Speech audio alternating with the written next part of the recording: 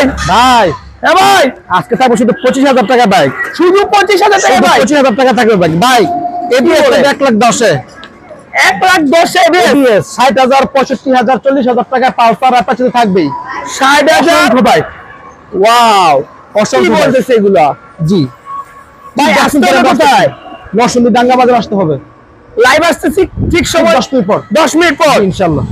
আপনারা লাইভে থাকবেন তো? 10 মিনিট পরে লাইভে আসতেছি। আর মাত্র 20,000 25,000 30,000 টাকা বাইক, এবিএস বাইক দিয়ে দিচ্ছে 1,10,000 টাকা।